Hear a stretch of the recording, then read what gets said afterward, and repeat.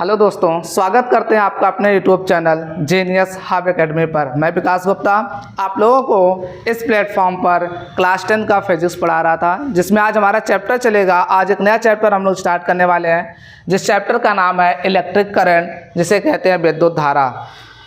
तो दोस्तों, आज हम लोग विद्युत धारा के बारे में पढ़ने वाले हैं। सबसे पहले हम लोग देखेंगे विद्युत धारा होती क्या है, ये विद्युत धारा प्रवाहित कैसे होती है, इन सब चीज़ों के बारे में स्टडी करेंगे। तो चलिए स्टार्ट करते हैं आज का सेशन। और सबसे पहले बात देखते हैं कि विद्युत धारा होती क्या है। तो आज तक आप लोगों ने पढ़ा होगा, और नहीं पढ़ा होगा तो अब आप जान जाओगे कि विद्युत धारा होती क्या है। तो सबसे पहला हेडिंग है आपका विद्युत धारा। तो कहा जाता है कि आवेश प्रवाह की दर को क्या कहा जाता है, आवेश प्रवाह की दर को, आवेश प्रवाह की दर को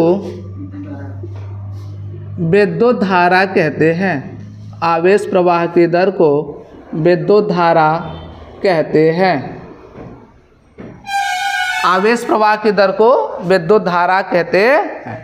तो हम बात करते हैं आवेश प्रवाह का मतलब क्या है। देखो यहाँ पे दो चीज वर्ड आया, एक आपका दर आया है और दूसरा क्या आया, आवेश प्रवाह। एक शब्द क्या आया, दर, और दूसरा क्या आया, आवेश प्रवाह।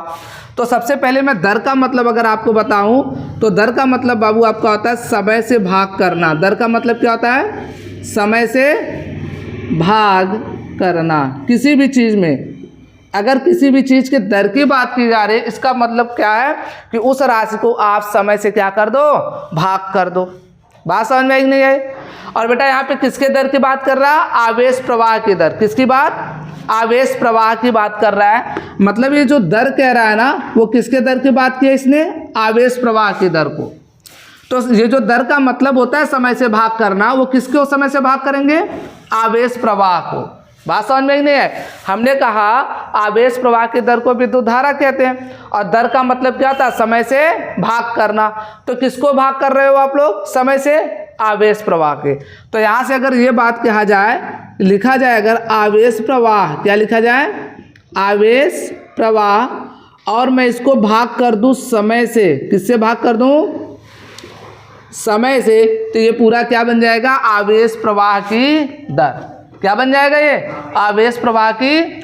और अभी मैंने बताया समय से भाग करने को हम क्या कहते हैं बेटा, दर कहते हैं। क्या कहते हैं, तो यहाँ हम किसके दर की बात कर रहे हैं, आवेश प्रवाह की। तो आवेश प्रवाह की दर को क्या कहते हैं, विद्युत धारा। तो मतलब ये किसका सूत्र हो गया आपका, विद्युत धारा का। किसके बराबर होगा ये, विद्युत धारा का। बताओ बात समझ में आई। कहीं भी अगर बात करता है दर की, तो दर का बेटा मतलब होता है समय से भाग करना। दर का मतलब क्या होता है, समय से। और जैसे आपने यहाँ किसके दर की बात किया, आवेश प्रवाह की, तो हमने समय से भाग करना है जिसके दर की बात करेगा। किसके दर की बात कर रहा है, आवेश प्रवाह के। तो हमने समय से भाग कर दिया किसको, आवेश प्रवाह को। तो ये जो आवेश प्रवाह की दर बना, ये क्या कहलाया आपका, विद्युत धारा। क्लियर बात यहाँ पे।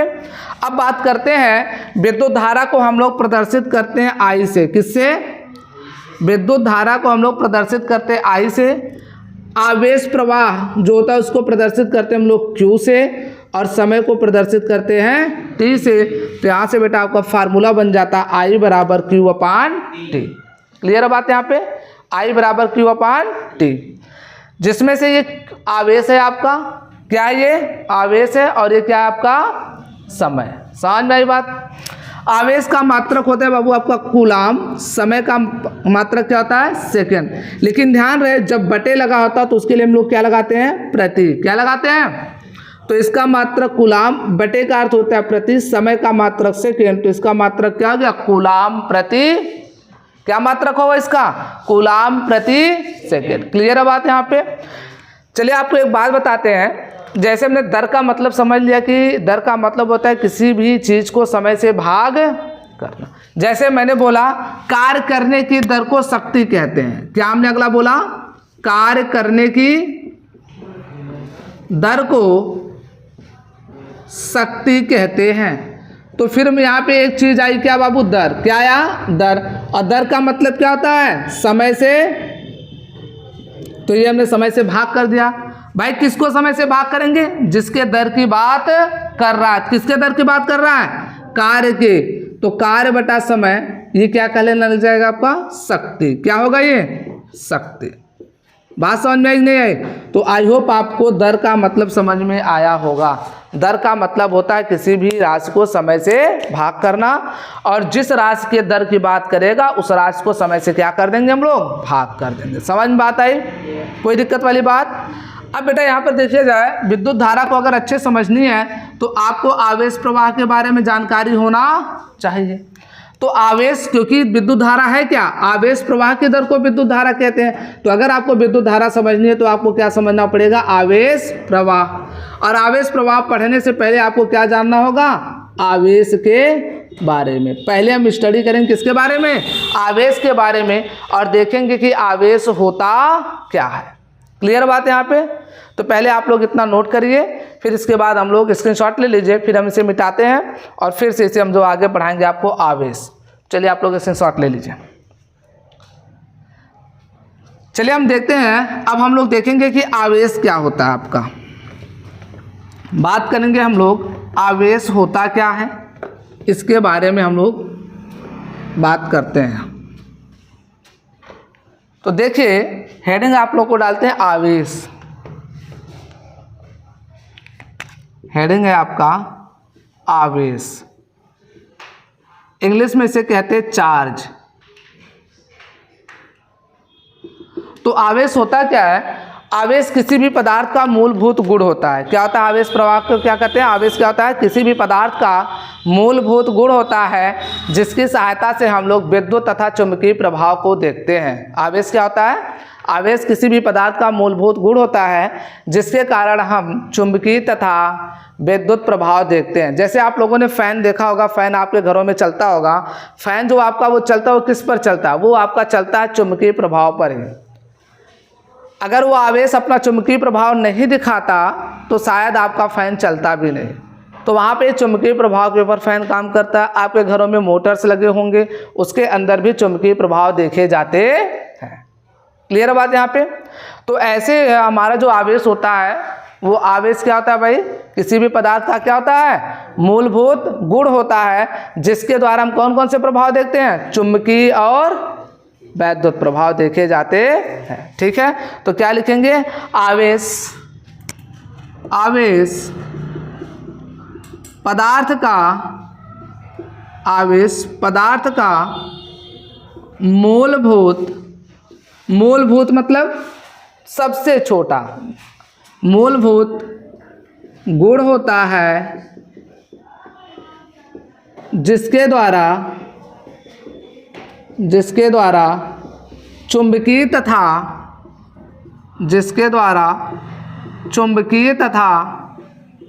वैद्युत प्रभाव देखे जाते हैं। वैद्युत प्रभाव देखे जाते हैं। आवेश क्या है आपका? एक मूलभूत गुण है जिसके द्वारा हम लोग चुंबकीय तथा वैद्युत प्रभाव देखे जाते। अभी हो सकता है वीडियो के लास्ट में हम आप लोगों को इसको प्रैक्टिकल के रूप में भी आपको दिखाएं कि कैसे हम लोग चुंबकीय प्रभाव को देखते हैं। हम आपको दिखाएंगे कैसे एक आवेश के द्वारा चुंबकीय प्रभाव और विद्युत प्रभाव देखा जा सकता नहीं। तो अभी वीडियो के अंत में हम आपको दिखाने का प्रयास करेंगे। फिलहाल अभी आप समझते हैं। तो ये बात समझ में आ गई? तो देखिए जरा ध्यान से, आवेश क्या होता है ये बात आपको क्लियर हो गया होगी कि आवेश पदार्थ का मूलभूत गुण होता है जिसके द्वारा चुंबकीय तथा वैद्युत प्रभाव देखे जाते हैं। ठीक है, अब अगला पॉइंट आता है आवेश को, अगला पॉइंट ध्यान से सुनना, आवेश को कैपिटल क्यू या स्मॉल क्यू से प्रदर्शित करते हैं। कैपिटल क्यू या स्मॉल क्यू से प्रदर्शित करते हैं। सेकेंड पॉइंट क्या है बाबू आपका?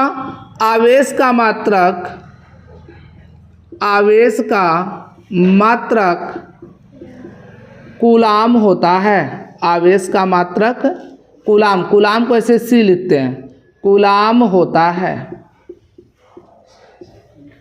जैसे किसी ने पूछा, कह दिया कि एक परिपथ में 10 कूलाम का आवेश प्रवाहित हो रहा है, किसी परिपथ में 10 कूलाम का आवेश प्रवाहित हो रहा है, तो कैसे लिखोगे? इसका मतलब क्या दे रखा है? आवेश Q बराबर दे रखा है 10 कूलाम, ऐसे लिखोगे। किसी परिपथ में 10 कूलाम आवेश प्रवाहित हो रहा है, इसका मतलब क्या? आवेश Q का मान कितना है? 10 कूलाम। इसका मान दिया हुआ है, आवेश Q का मान कितना दे रखा है? 10 कूलाम। समझ में आई बात नहीं है? तो हमने क्या देखा? आवेश को Q या स्मॉल q या कैपिटल Q से प्रदर्शित करते हैं। आवेश का मात्रक कूलाम होता है। क्लियर बात यहाँ पे? अब ध्यान से देखिएगा, अगला हमारा पॉइंट क्या है?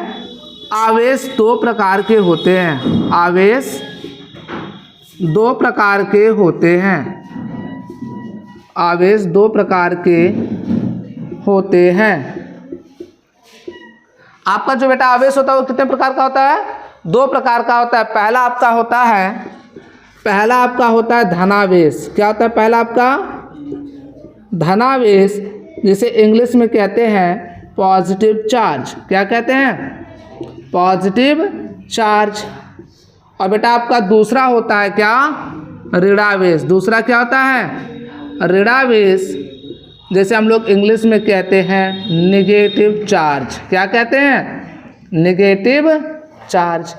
ये 2 प्रकार के हमारे पास आवेश होते हैं। पहला होता है धनावेश और दूसरा क्या होता है आपका? ऋणावेश। अब बात करेंगे हम लोग, अभी तक तो हमने सीखा आवेश क्या होता है। तो आवेश किसी भी पदार्थ का मूलभूत गुण होता है जिसके द्वारा चुंबकीय तथा वैद्युत प्रभाव देखे जाते हैं। दूसरी चिन्हता है आवेश को कैपिटल Q या स्मॉल q से प्रदर्शित करते हैं, और आवेश का मात्रक क्या होता है? कूलाम होता है, जिसे हम लोग C से प्रदर्शित करते हैं। आवेश कितने प्रकार के होते हैं बेटा आपके? 2। पहला क्या होता है? धनावेश। दूसरा क्या होता है आपका? ऋणावेश। अब बात करेंगे धनावेश क्या होता है और ऋणावेश क्या होता है। अब इसके बारे में चर्चा करने वाले धनावेश और ऋणावेश के बारे में। क्लियर बात यहाँ पे? तो चलिए स्टार्ट करेंगे अब हम लोग धनावेश क्या होता है और ऋणावेश। तब तक आप इसका स्क्रीनशॉट लीजिए, फिर इसके बाद हम लोग देखते हैं कि धनावेश और ऋणावेश क्या होता है। आई होप आप लोगों ने स्क्रीनशॉट ले लिया होगा। चलिए अब हेडिंग डालते हैं हम लोग, धनावेश और ऋणावेश क्या होते हैं। तो अब हमारी हेडिंग है अगली धनावेश। हम लोग सबसे पहले अब देखेंगे आपका धनावेश क्या होता है, या इंग्लिश में कहते हैं इसे पॉजिटिव चार्ज क्या होता है। इसके बारे में हम लोग समझेंगे। अब मेरी बात ध्यान से सुनना भाई। पॉजिटिव चार्ज होता क्या है? चलो इस बात को हम बड़ा गहराई से समझते हैं। मान लो हमारे पास एक सोडियम एटम है। क्या है? सोडियम, जिसका परमाणु क्रमांक कितना होता है बेटा आपका? 11। क्या होता है? 11। अब 11, तो इसका इलेक्ट्रॉनिक विन्यास करेंगे तो कितना होगा? 2, 8 और 1 होगा कि नहीं होगा? बताओ क्या होगा? 2, 8, 1 होगा। अब बेटा मैंने क्या बताया, सबसे पहले क्या आता है? नाभिक होता है। नाभिक के अंदर क्या होते हैं? प्रोटॉन और, समझ में आई बात नहीं आई? और ये रहा आपका पहली कक्षा, ये रहा आपका दूसरी कक्षा, और ये रहा आपका तीसरी कक्षा। तो ये आपके हो गए नाभिक के चारों ओर 3 कक्षाएं हमने आपको बना दिया। ठीक है, अब इसके बारे में देखेंगे, ध्यान से सुनना। जब तक इसके ऊपर कोई आवेश नहीं है, मतलब ये उदासीन है आपका, उस समय नंबर ऑफ प्रोटॉन जो है, मतलब प्रोटॉनों की संख्या, नंबर ऑफ प्रोटॉन, हिंदी में बोले तो प्रोटॉनों की संख्या, प्रोटॉनों की संख्या वो किसके बराबर होती है? नंबर ऑफ इलेक्ट्रॉन के, नंबर ऑफ इलेक्ट्रॉन के, मतलब इलेक्ट्रॉनों की संख्या। समझ में आज बात नहीं है? अब कह रहे हो सर इलेक्ट्रॉन प्रोटॉन न्यूट्रॉन क्या है? तो बेटा से जान लो, इलेक्ट्रॉन प्रोटॉन न्यूट्रॉन क्या होते हैं? किसी भी पदार्थ के सूक्ष्मतम कण होते हैं। बात समझ में आई नहीं? प्रोटॉन पर होता है पॉजिटिव चार्ज और इलेक्ट्रॉन पर होता है निगेटिव चार्ज। बात समझ में आई नहीं आई? प्रोटॉन पे कैसा चार्ज होता है? पॉजिटिव, और इलेक्ट्रॉन पर आपका निगेटिव चार्ज होता है। क्लियर है बात यहाँ पे? तो यहाँ पे लिख लो, मैं यहाँ पे लिख भी दे रहा हूँ, समझ लेना अभी से। प्रोटॉन पर पॉजिटिव चार्ज होता है, प्रोटॉन पर धनावेश होता है, और दूसरा पॉइंट यहाँ लिख दे रहा हूँ, इलेक्ट्रॉन पर ऋणावेश होता है, इलेक्ट्रॉन पर ऋणावेश होता है। और चार्ज होता है पॉजिटिव, तो कितना होता है? तो एक प्रोटॉन पर बेटा आपका चार्ज होता है प्लस 1.6 इंटू 10⁻⁻19 कूलम, और एक इलेक्ट्रॉन पर जो आवेश होता है -1.6 इंटू 10⁻⁻19 कूलम। तो ये बात याद रखना, एक प्रोटॉन पर जो आवेश होता है वो होता है 1.6 इंटू 10⁻⁻19 कूलम प्लस में, और एक इलेक्ट्रॉन पर जो आवेश होता है वो होता है -1.6 इंटू 10⁻⁻19 कूलम। मतलब क्या है, जितना आवेश प्रोटॉन पर उतना आवेश इलेक्ट्रॉन पर होता है, बस फर्क ये होता है प्रोटॉन पर बेटा पॉजिटिव होता है और इलेक्ट्रॉन पर निगेटिव। प्रोटॉन पर कैसा चार्ज होता है? पॉजिटिव, और इलेक्ट्रॉन पर कैसा होता है? निगेटिव होता है। लेकिन होता कितना है? 1.6 इंटू 10⁻⁻19 कूलम।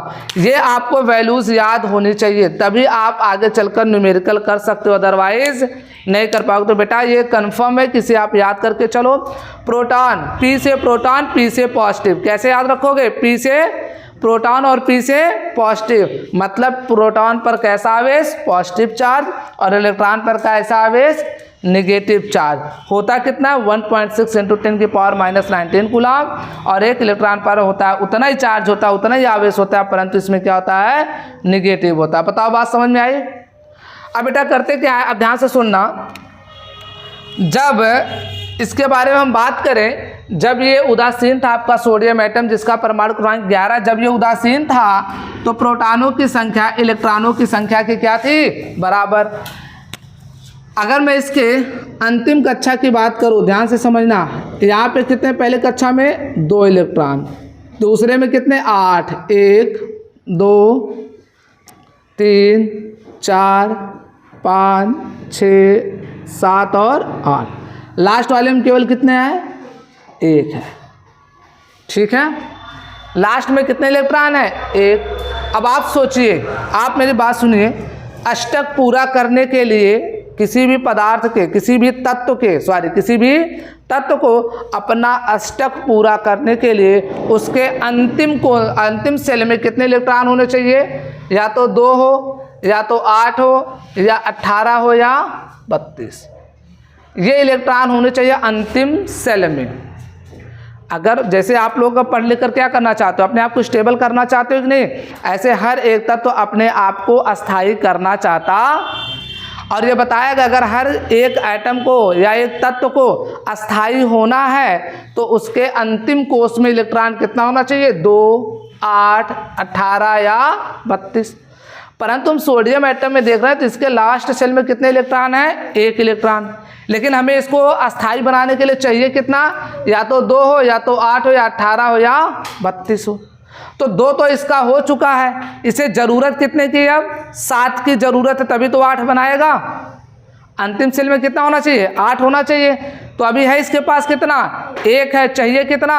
7। या तो ये किसी से 7 ले ले तो ये क्या हो जाएगा? अस्थायी हो जाएगा, या तो एक किसी को दे दे तब भी ये क्या हो जाएगा? आपका अस्थायी हो जाएगा। बात समझ में आई नहीं है? लेकिन आपको मैंने बता रखा है 7 इलेक्ट्रॉन निकालना किसी भी तत्व से इतनी आसान बात नहीं है। बात समझ में आई नहीं? 7 इलेक्ट्रॉन किसी भी तत्व से निकालना आसान बात नहीं है। तो ये क्या करता है? 1 इलेक्ट्रॉन आसानी से त्याग देता है। 1 इलेक्ट्रॉन क्या कर देता है? तो बताओ, अब जब ये 1 इलेक्ट्रॉन को त्यागेगा तो लिखो 1 इलेक्ट्रॉन त्यागने पर, 1 इलेक्ट्रॉन त्यागने पर अब क्या होगा? ध्यान समझना, जैसे 1 इलेक्ट्रॉन त्यागेगा सोडियम, तो सोडियम में प्रोटॉनों की संख्या में कोई परिवर्तन आएगा क्या? पहले जब ये उदासीन था तो प्रोटॉनों की संख्या भी 11 थी और इलेक्ट्रॉनों की संख्या भी कितना थी? 11। बात को समझो, जब ये उदासीन था तो इसके अंदर प्रोटॉनों की संख्या इलेक्ट्रॉन की संख्या बराबर थी, और वो थी कितनी? 11 प्रोटॉन और 11 इलेक्ट्रॉन भी थे। परंतु इसने क्या किया? 1 इलेक्ट्रॉन त्याग दिया। अब जरा आप मुझे बताओ प्रोटॉनों की संख्या कितनी है? प्रोटॉनों की संख्या कितनी है? तो भैया त्यागा तो इलेक्ट्रॉन है, प्रोटॉन के साथ इसने कोई छेड़छाड़ नहीं किया, तो प्रोटॉन अभी भी कितना रहेंगे 11। परंतु अब देखा जाए तो इलेक्ट्रॉनों की संख्या पहले 11 थी, परंतु इसने एक इलेक्ट्रॉन त्याग दिया, तो कितना बचे इसके पास 10 इलेक्ट्रॉन। हाँ या ना? कितने बचे 10 इलेक्ट्रॉन। बात समझ में आ रही कि नहीं आ रही? तो यहाँ से देखा गया कि जैसे एक इलेक्ट्रॉन त्यागा तो इसके पास कितने बचे 10 इलेक्ट्रॉन। अच्छा, पहले दोनों तो बराबर थे तभी तो उदासीन थे। सोचो, जितना इस पर पॉजिटिव चार्ज उतना निगेटिव चार्ज आएगा, तभी तो एक दूसरे के आवेश को प्रभावित कर कर क्या कर देंगे, आवेश शून्य कर देंगे, जिससे क्या बन जाएगा, उदासीन। इसी वजह से शुरुआत में प्रोटॉनों की संख्या इलेक्ट्रॉन की संख्या क्या थी, याद रखना। जब जब प्रोटॉनों की संख्या किसी तत्व में इलेक्ट्रॉनों की संख्या बराबर हो जाएगी तो वो चीज़ क्या हो जाएगी, उदासीन हो जाएगी। क्या हो जाएगी, समझ में बात। और नॉर्मली अगर कोई एटम है, जैसे सोडियम है, इस पे ऊपर कोई आवेश होता है, नहीं होता। क्यों नहीं होता है? क्योंकि इस पर प्रोटॉनों की संख्या इलेक्ट्रॉनों की संख्या के बराबर होती है। क्या होती है? तो बेटा जब बराबर होती है तो इसका परमाणु क्रमांक है कितना, 11। तो उस केस में 11 प्रोटॉन भी थे और 11 इलेक्ट्रॉन भी। अब हुआ क्या, हमने बोल दिया ये अपना अस्थायी प्राप्त करने के लिए अपना एक इलेक्ट्रॉन ये त्याग देता है। और जब इसने अपना एक इलेक्ट्रॉन त्यागा तो आप मुझे बताओ, अब इसके पास प्रोटॉन तो अभी भी 11 ही होंगे, लेकिन इलेक्ट्रॉन अब एक कम हो जाएगा, कितना होगा 10। कितना होगा? तो अब बताओ इसके जो अब क्या होगा, इसके 10 प्रोटॉन इसके 10 इलेक्ट्रॉन को क्या कर देंगे, चार्ज को समाप्त कर देंगे कि नहीं। क्योंकि मैंने बताया प्रोटॉन पर पॉजिटिव चार्ज इलेक्ट्रॉन पर, और प्रोटॉन पर जितना पॉजिटिव चार्ज है उतना ही चार्ज इलेक्ट्रॉन पर है, बशर्ते क्या है, निगेटिव में है, माइनस में है। तो भैया ये प्लस चार्ज या माइनस तो एक दूसरे को कैंसिल आउट कर समाप्त कर देंगे। तो बताओ 10 प्रोटॉन और 10 इलेक्ट्रॉन मिलकर के चार्ज को समाप्त कर देंगे।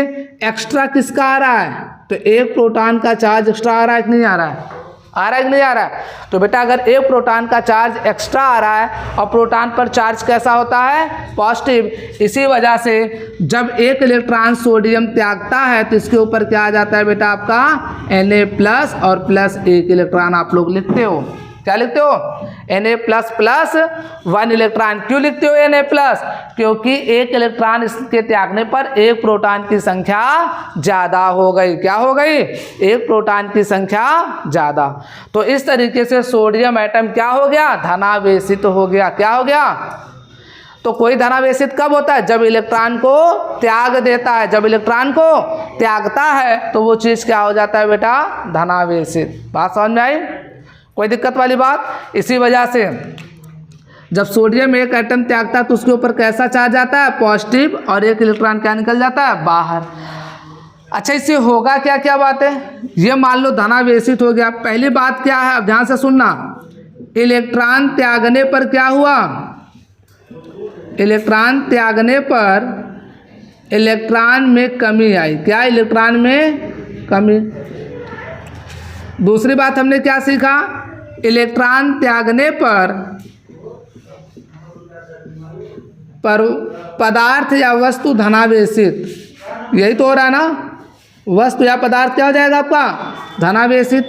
तीसरी बात क्या है बेटा, अब आप ही बताओ, अगर आपके पास 100 इलेक्ट्रॉन हैं और उसमें से एक इलेक्ट्रॉन निकाल दो तो उसके द्रव्यमान में कमी आएगी क्या, अधिकता, कमी आएगी ना, उसके द्रव्यमान में क्या आएगी, कमी आ जाएगी। तो लिख देंगे क्या, धनावेशित होने पर पदार्थ के द्रव्यमान में कमी आती है। पदार्थ के द्रव्यमान में क्या आती है बेटा, कमी आती है। बताओ बात समझ में आई कि नहीं आई। तो हमने आज से कितनी बातें सीखी। धनावेश होता क्या है, जब कोई पदार्थ या तत्व या कुछ इलेक्ट्रॉन को त्यागता है तो आपका पदार्थ वस्तु क्या हो जाता है, धनावेशित हो जाता है। बात समझ में आई। दूसरी बात, जब कोई पदार्थ या वस्तु इलेक्ट्रॉन त्यागता है तो क्या होता है, इलेक्ट्रॉनों में क्या आती है, कमी आती है। क्या आती है। अब देखो कभी कभी क्वेश्चन आपके घुमा फिरा के पूछा जा सकता है कि इलेक्ट्रॉनों की कमी के कारण पदार्थ में होता है धनावेशित, ऋणावेशित उदासीन इनमें से कोई नहीं। तो इलेक्ट्रॉनों की कमी के कारण क्या होगा, धनावेशित होगा। क्या होगा, क्योंकि भाई जब किसी में से इलेक्ट्रॉन त्यागोगे तो इलेक्ट्रॉनों में कमी आएगी कि नहीं आएगी, बात समझ में आएगी नहीं आए। तो बेटा जब जब इलेक्ट्रॉनों में कमी आती है तो वस्तु या पदार्थ क्या होता है, धनावेशित होता है। बात समझ में आई। और इलेक्ट्रॉन त्यागने पर आपका वस्तु या पदार्थ क्या हो जाता है, धनावेशित हो जाता। समझ में आ रही बातें। और सबसे इंपॉर्टेंट बात क्या, इलेक्ट्रॉन के त्यागने पर व या वस्तु के धनावेशित होने पर पदार्थ के द्रव्यमान में क्या आती है, कमी आ जाती है। जैसे आपके पास मान लो 200-400 इलेक्ट्रॉन है, अगर उसमें से इलेक्ट्रॉन निकल जाएंगे तो उसके इलेक्ट्रॉन में कमी के आने के कारण क्या उसके द्रव्यमान में कमी नहीं आएगी, आएगी नहीं आए। सोचो अगर आप लोग अभी सही सलामत हो, आपका एक पैर काट के निकाल दें, क्या करें, आपका एक पैर काट के, तो क्या आपके द्रव्यमान में कमी नहीं आएगी। तो वैसे ये भी किसी से कोई चीज निकालोगे तो उसके द्रव्यमान में कमी आएगी नहीं आएगी। तो ये सारे इंपॉर्टेंट पॉइंट है। आप लोग लिखते हो ना Na बराबर, जब एक इलेक्ट्रॉन त्याग देता तो Na प्लस हो जाता। क्यों भाई Na प्लस हो जाता है, क्योंकि जब सोडियम से एक इलेक्ट्रॉन निकालते हो तो उसके अंदर एक प्रोटॉन की क्या हो जाती है, अधिकता हो जाती है, जिसकी वजह से उसके ऊपर एक प्लस चार्ज आ जाता। तो ये था बेटा पूरा धनावेश। ऐसे जब कांच के छड़ को रेशम के टुकड़े से आप रगड़ोगे, किससे, रेशम के टुकड़े से, तो कांच का छड़ क्या हो जाता है। अभी इसके बारे में बताते हैं, पहले ऋणा बेसिक भी समझा दे आपको, तब इन दोनों के बारे में बढ़िया से आपको बताते हैं। पहले आप इसका स्क्रीनशॉट लीजिए या वीडियो पॉज करके आप इसे नोट करिए, फिर उसके बाद हम लोग इसके आगे चर्चा करते हैं ऋणावेश के बारे में। तो आप लोगों ने नोट कर लिया होगा या स्क्रीनशॉट लेकर के आप लोगों ने रख लिया होगा। चलिए भैया बात करते हैं ऋणावेश के बारे में, जिसे इंग्लिश में कहते हैं निगेटिव चार्ज, वो उसके बारे में पढ़ते हैं होता क्या है। तो अगली हेडिंग हमारे पास है निगेटिव चार्ज। अगली हेडिंग है बेटा हमारे पास निगेटिव चार्ज, जिसे हम लोग कहते हैं ऋणावेश। अब हम ये सीखने जा रहे हैं कि कोई भी वस्तु कब ऋणावेशित होती है।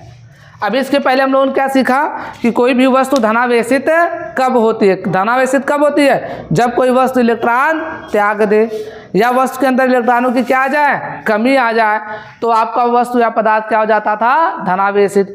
और जब कोई वस्तु धनावेशित होता है तो उसके द्रव्यमान में कमी आती है, अधिकता, कमी आती है। ये बहुत बार क्वेश्चन पूछा जाता है। प्रोटॉन पर कैसा चार्ज होता है बेटा, पॉजिटिव। इलेक्ट्रॉन पर कैसा चार्ज, निगेटिव। प्रोटॉन पर कितना पॉजिटिव, 1.6 × 10⁻⁻, और आपके इलेक्ट्रॉन पर कितना चार्ज होता है, -1.6 × 10⁻⁻19 कूलम। चलिए बात करते हैं हम लोग ऋणावेश के बारे में। तो हम बेटा एग्जाम्पल लेते हैं क्लोरीन का। किसका लेते हैं, क्लोरीन का परमाणु क्रमांक कितना होता है बेटा आपका, 17। अभी क्लोरीन आपका उदासीन है। क्या है क्लोरीन आपका इस समय, तो जब क्लोरीन आपका उदासीन होगा, क्या होगा, क्लोरीन उदासीन होगा, उस समय नंबर ऑफ प्रोटॉन बराबर किसके होता है, नंबर ऑफ इलेक्ट्रॉन के। बात को ध्यान से सुनते चलना। और अभी नंबर ऑफ प्रोटॉन कितने होते हैं उदासीन में, तो 17 प्रोटॉनों की संख्या होती है और 17 किसकी होती है, इलेक्ट्रॉनों की संख्या। इसे कहेंगे प्रोटॉनों की संख्या, और इसे कहेंगे इलेक्ट्रॉनों की संख्या। इसका मतलब क्या है, जब कोई भी तत्व या पदार्थ, जब कोई भी तत्व उदासीन अवस्था में होता है तो प्रोटॉनों की संख्या इलेक्ट्रॉनों की संख्या के बराबर होती है। तो अभी आपका ये क्लोरीन क्या है बेटा, आपका उदासीन है, क्या है, तो इस समय प्रोटॉनों की भी संख्या 17 और इलेक्ट्रॉनों की भी संख्या कितनी है, 17 है। लेकिन अब ध्यान से सुनना, इसका हम एटॉमिक स्ट्रक्चर करने जा रहे हैं, तो ध्यान समझना। ये आपका होता है नाभिक। क्या होता है आपका बेटा, ये नाभिक, जिसके अंदर प्रोटॉन और न्यूट्रॉन रहते हैं। नाभिक के अंदर क्या रहते हैं, प्रोटॉन और न्यूट्रॉन। अब इस नाभिक के चारों ओर कक्षाएं होती है। पहली कक्षा, ये बेटा आपका दूसरा कक्षा, ये आपका तीसरा कक्षा। और ध्यान देना, अब आप ध्यान ये दीजिए कि अगर मैं इसका इलेक्ट्रॉनिक विन्यास करूं तो कितना होगा, 2, 8, 7, 8 2 10 7 17। अब आप मुझे बताओ, मैंने अभी आपको बताया कि कोई चीज़ अस्थायित्व प्राप्त करने के लिए कोई भी आइटम या तत्व जब अस्थायित्व प्राप्त करना चाहता तो उसके अंतिम कोष में इलेक्ट्रॉनों की संख्या कितनी होनी चाहिए?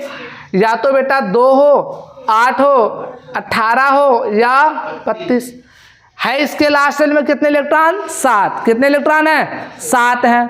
तो अब इसे अपने अष्टक पूरा करने के लिए कितने इलेक्ट्रॉन चाहिए? 8 इलेक्ट्रॉन चाहिए। है कितने? 7। या तो 1 इलेक्ट्रॉन ये ले ले या 7 इलेक्ट्रॉन किसी को दे दे। अब बताओ 1 इलेक्ट्रॉन लेना आसान है या 7 इलेक्ट्रॉन देना? तो 1 इलेक्ट्रॉन आसानी से लेना आसान है, तो ये 7 इलेक्ट्रॉन त्यागता नहीं बल्कि 1 इलेक्ट्रॉन क्या कर लेता है? क्लोरीन ग्रहण कर लेता है। अब होगा क्या? अब क्लोरीन ने क्या किया? क्लोरीन ने 1 इलेक्ट्रॉन क्या कर लिया? ग्रहण कर लिया। तो क्लोरीन के 1 इलेक्ट्रॉन ग्रहण करने पर अब होगा क्या? ध्यान समझना। तो जब क्लोरीन 1 इलेक्ट्रॉन ग्रहण कर लेगा तो क्लोरीन के इलेक्ट्रॉनों की संख्या कितनी हो जाएगी भैया? तो पहले कितनी थी? 17। 1 ग्रहण कर लिया तो कितना हो गया? 18 इलेक्ट्रॉन। अब क्लोरीन के प्रोटॉनों की संख्या, भाई उसने प्रोटॉनों की संख्या से तो कोई खिलवाड़ नहीं किया, मतलब पहले भी 17 थे, अभी भी कितने हैं? 17। तो अब आप देखो, प्रोटॉन पर पॉजिटिव चार्ज और इलेक्ट्रॉन पर निगेटिव, और दोनों पर आवेश का मान क्या होता है? समान होता है। तो बताओ 17 प्रोटॉन और 17 इलेक्ट्रॉन ये मिलकर क्या करेंगे? इसके चार्ज को क्या करेंगे? उदासीन कर देंगे। 17 प्रोटॉन मतलब कैंसिल आउट कर देंगे। तो बचेगा किसका चार्ज? इलेक्ट्रॉन का, क्योंकि 1 इलेक्ट्रॉन का चार्ज ज़्यादा है ना, और इलेक्ट्रॉन पर कैसा चार्ज? Minus charge. अब बताओ ये पूरा क्लोरीन जब 1 इलेक्ट्रॉन ग्रहण कर लेगा तो उसके ऊपर कैसा चार्ज आ जाएगा? माइनस का। कैसा चार्ज आएगा कि नहीं आएगा? क्योंकि पहले तो दोनों 17 थे तो कोई आवेश नहीं था। जब इसने 1 इलेक्ट्रॉन ग्रहण कर लिया तो हमने देखा प्रोटॉन से 1 इलेक्ट्रॉन कितना हो गया? ज़्यादा हो गया।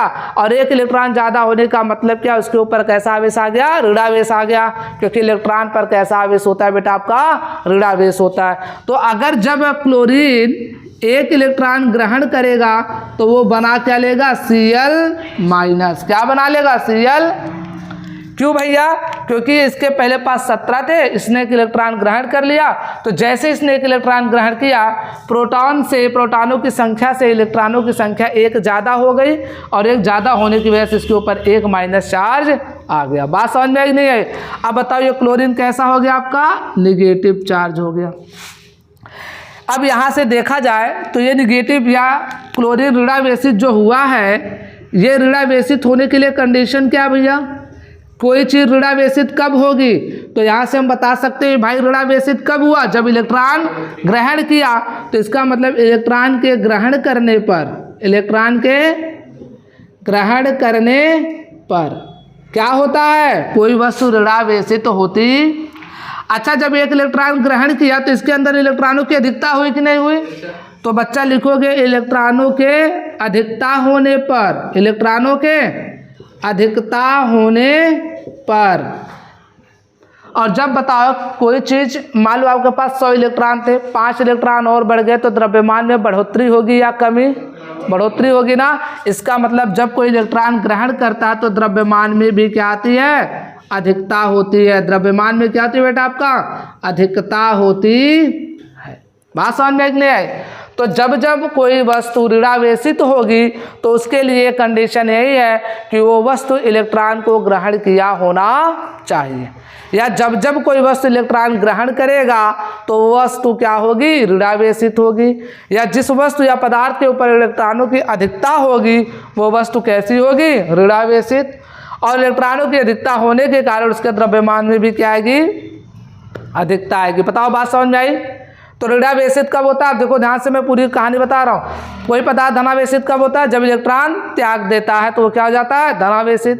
या किसी के अंदर इलेक्ट्रॉनों की कमी आई तब भी वो क्या होगा, धनावेशित, और उसके द्रव्यमान में भी क्या आ जाती है, कमी आ जाती है। कोई वस्तु ऋणावेशित कब होता है, जब कोई वस्तु क्या करे, वस्तु या पदार्थ इलेक्ट्रॉन को ग्रहण कर लेता है तो उसके अंदर इलेक्ट्रॉनों की अधिकता हो जाती है, जिसकी उस वजह से उसके ऊपर क्या हो जाती है, चार्ज ऋणावेशित हो जाती है, ऋणावेश आ जाता है, और उसके द्रव्यमानों में क्या हो जाती है, अधिकता हो जाती है। तो इतनी बात ही आपके धनावेश और ऋणावेश से। इस वजह से हम लोग क्या लिखते हैं, Cl जब एक इलेक्ट्रॉन ग्रहण कर लेता तो क्या बना लेता, Cl-। और याद रखने का सिंपल ट्रिक है भाई, क्या है कि आप किसी से कुछ पैसे उधार लोगे तो धनवान रहोगे या कर्जदार, कर्जदार रहोगे ना।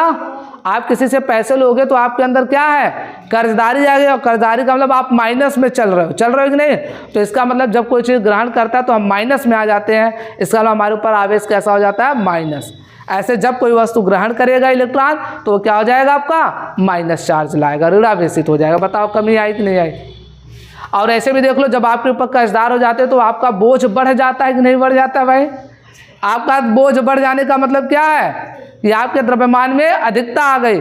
जैसे जैसे इलेक्ट्रॉन को ग्रहण करेगा उसके अंदर द्रव्यमान की क्या होगी, अधिकता होगी। समझ में आई बात की नहीं आई। और जब आप इलेक्ट्रॉन त्याग दोगे तो वस्तु के अंदर क्या जाएगा, धनावेश आ जाएगा। बताओ क्लियर हुआ कि नहीं हुआ। तो बेटा आप इसे नोट करिए, स्क्रीनशॉट लीजिए, फिर इसके आगे बढ़ते हैं और हम लोग आगे पढ़ेंगे। इसके पहले आप लोग इसका स्क्रीनशॉट लीजिए या नोट कर लीजिए।